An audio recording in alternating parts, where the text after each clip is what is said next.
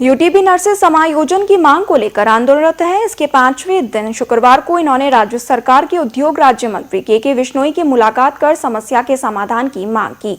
वहीं चिकित्सा शिक्षा विभाग की मुख्य सचिव गायत्री राठौर से टेलीफोनिक बात कर यूटीबी नर्सेज की मांग से अवगत करवाया गया।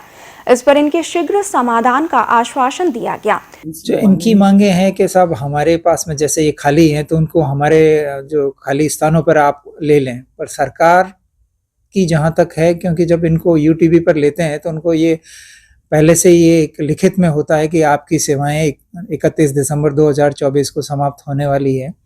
तो सरकार ने जब अभी सभी को लगाया, जो नयों को लगाया है वो सारे ज्वाइन कर लेंगे, सरकार के पास सारे डिस्ट्रिक्ट्स के आंकड़े आ जाएंगे। अब हमारी तरफ से भी जो फीडबैक गया है तो वो उन सब का एक बार कैलकुलेशन करके फिर इनको वापस पदस्थापन करने का है। तो सरकार अपने स्तर पे कर रही, हम सरकार को इनकी जो है समस्याएं हम भी आगे जब ये आके हमको बताते हैं तो हम लोग उनको बराबर भेज रहे हैं। रोज का रोज हम रिमाइंडर भी जो ये हमको देते हैं उसको हमको सरकार को प्रेषित कर देते हैं और उस व्यवस्था में वो सरकार अपना कार्य करेगी, उसके हिसाब से हम लोग काम करेंगे। यूटीबी नर्सेज का धरना 5वें दिन भी डॉक्टर एसएन मेडिकल कॉलेज परिसर में जारी रहा। राजस्थान नर्सेज एसोसिएशन जोधपुर शहर जिला अध्यक्ष जगदीश जाट ने बताया कि सभी नर्सिंग संगठन यूटीबी नर्सेज के साथ है। जाट ने बताया कि नए नर्सिंग अधिकारी मिलने के बाद कई अस्पतालों में पूर्व से पदस्थापित यूटीबी नर्सिंग अधिकारियों को हटा दिया गया है। हालांकि यहाँ अभी भी कई सैकड़ों पद रिक्त है। मेडिकल कॉलेज प्रधानाचार्य ने की है, इन्होंने रिक्त पदों के विरुद्ध ही भर्ती की है। आज आप देखिए मथुरदास माथुर अस्पताल में काम ठप पड़ा है, उम्मेद अस्पताल के अधीक्षक यहाँ चक्कर काट रहे कर्मचारियों के लिए, लेकिन क्या करें जब इनको एक्सटेंशन नहीं दे जा रहा। हर बार एक्सटेंशन 6-6 महीने लेट है, ये सामान्य प्रक्रिया है। सरकार ने कभी नहीं कहा इनको निकालो, ना जवाब दिया है।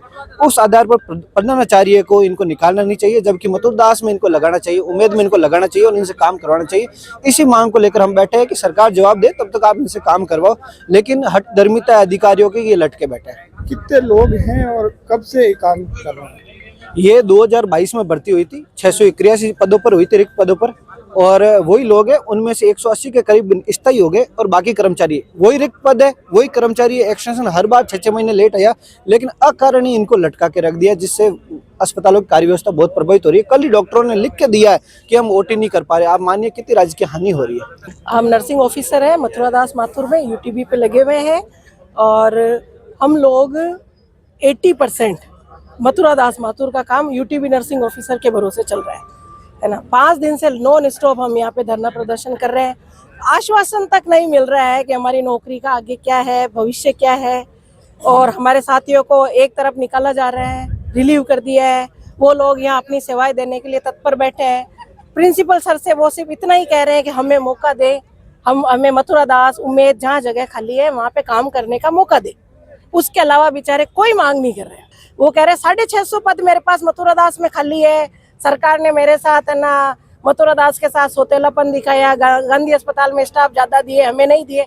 जब एक तरफ आप न्यूज़पेपर में उनका स्टेटमेंट है कि 650 पद खाली पड़े, तो फिर ये 500 लोग जो बेरोजगार हाथ जोड़ के खड़े हैं कि हमें मौका दीजिए, तो सर क्यों नहीं ले लेते अपने स्तर पे?